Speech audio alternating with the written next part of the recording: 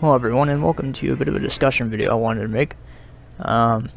So I will say this to Ghostmaster background stuff, but I'm going to be playing, let's see, I'm actually going to play Poultrygeist. I don't really want to mess with the high scare ratings for some of the stuff and play series going on, so I want to talk about, building a gaming computer, or, and quote-unquote gaming computer, and, kind of my opinion on it, and how you might want to go about it. So I mean, I have, for example, two friends right now. One has a gaming laptop, the other has a regular laptop, and they both want to build newer computers, desktops or laptops or what have you. And that's cool, but I mean, like a lot of people today, they want to build something super powerful, something that's going to be totally extreme and awesome. And I mean, I get that. But the thing is, if you ask me, you don't need to spend a lot of money to build, a great computer. So my reason for this, I'm going to talk about my own system here. So my own system, for example, so by the way, too, there's gonna be a lot of, i5 this and, technical kind of knowledge when it comes to the hardware and such, or just a lot of technical speak. But basically though, my computer cost me $90, and that was back in Christmas time. My old computer died, and it came with a i5-2400, which it still has, a HD 6450, which is nothing that good, it's pretty discreet, a 1TB hard drive, which is pretty nice, 8 gigs of RAM, and I think that's about it, mostly speaking, in terms of, what it had. So, and the thing is, I haven't changed much about it.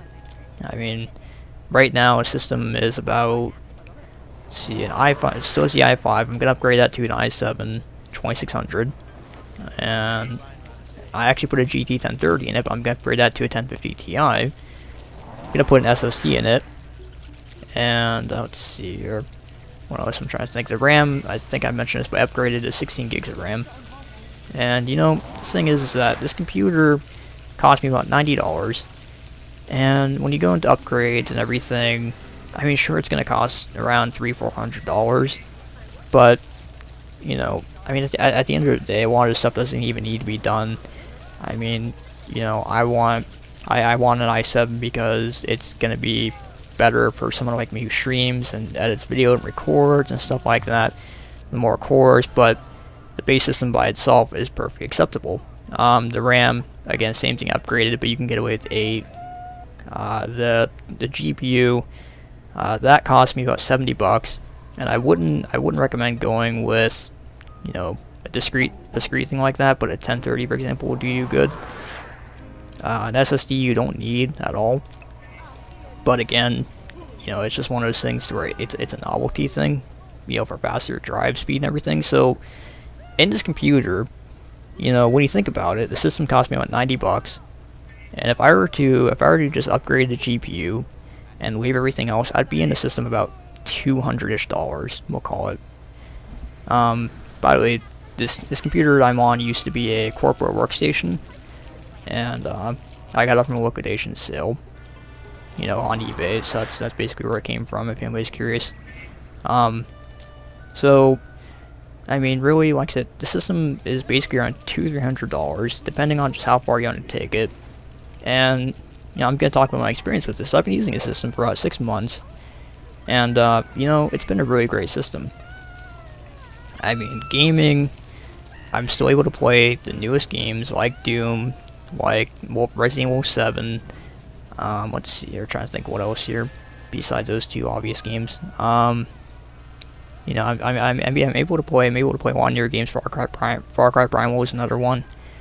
My settings, that you see in my recordings are not exactly reflective of what exactly you may, see out of a similar system, because you have to remember, being as how I record and edit and such like that, I'm gonna have to tune down the settings a little bit, so that way the system has room to, to compensate for that. If you're just gaming, you're not worried about, all that kind of stuff. You can put settings higher, For streaming and recording, editing, and such like that, it does again phenomenal. I mean, I can record average around 720p, 1080p with some games. Streaming is a similar situation.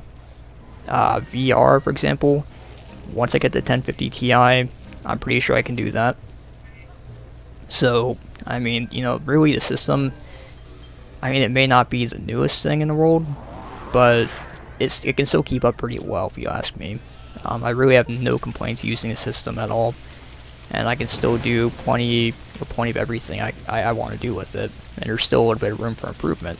So, but why I'm bringing this up though is because it just, like I said, I see a lot of people who are like, I'm gonna build a new computer, it's gonna be really expensive, and I want a gaming machine, but I mean, like I said, you really don't need to go super overboard to get a great experience with gaming. I mean, like I said, this is not a top of the line system at all. The system, the hardware, for the most part, is around 5-ish years old, I think. So did she just puke? But again, it's not a new system. So I mean, would it be nice to build top of the line, a Ryzen 5 8-core, with a 1070 and 30 gigs of RAM, 1 terabyte SSD and all this other kind of stuff? Would it be nice to do? Yeah, but I mean, you have to think of it. Can you really afford it though? I mean, you have to spend a lot of money on that. I think I was actually thinking about a Ryzen system not too long ago, and I mean, I think a bare bones Ryzen system with like the case and the motherboard. Last time I checked, for just I think it's a Ryzen 3. I mean, just those are still around 800 to 1,000. Not only that too, but RAM prices are also pretty high right now. Now I haven't totally been keeping up with RAM and GPU prices, but that's another thing too. They've actually, like I said, they've been pretty high recently. So, I mean, like I said, it's not the most cost-effective thing. If you have the money and you want to do the best of the best, then you can do that. But you really don't need to spend a lot of money. You just have to be able to shop around and get a good deal. And also too, it really depends on what you want to do. I mean, not everybody's gonna want to stream and care about 60 FPS or super high quality like 4K or anything like that. I mean, another example, I'm gonna bring up my old system, which I have downstairs now. When my old computer died, which is before this computer and in between the computer I'm talking about right now, that system, I'd use it for a month while the computer I have right now got here in the mail. And that system was a Core 2 Quad Q6600 with 8 gigs of RAM, the 1030, and the 1 terabyte hard drive, which I borrowed from the dead computer.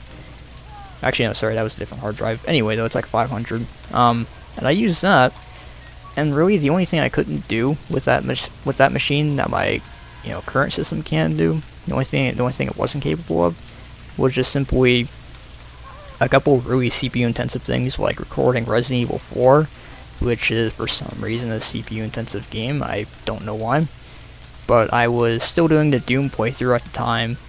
Still am, but I was doing that at the time, and I was still able to record those episodes and make that work.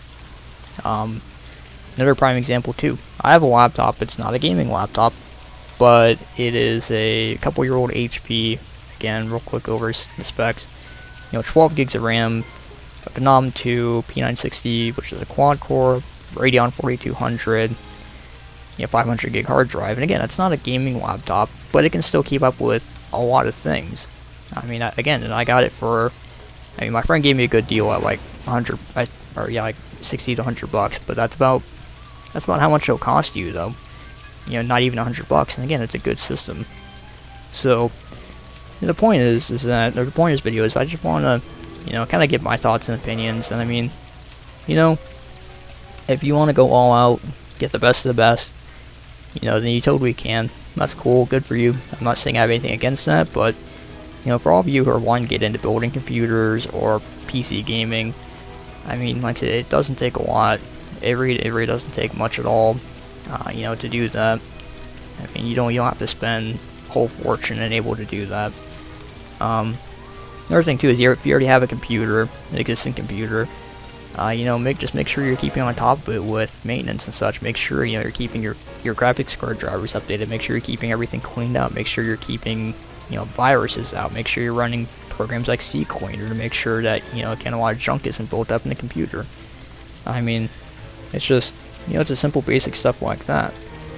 You know, and maybe, you know, maybe one day we'll all be able to afford a really super powerful gaming computer, but for right now, you know, if you're like me and you're on a budget and you don't want to spend, you know, you don't want to be saving up for a year to build a monster of a computer, you know, you just want to get into it, I mean, and there you go.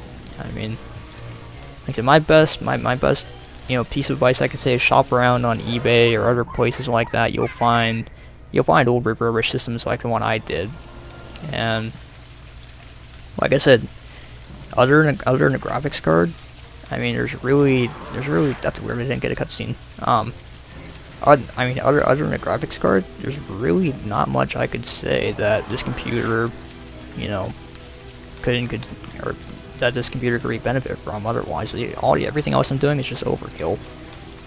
You know, it's only doing it because I make content. I'm making, you know, trying to get the best of the best out of it.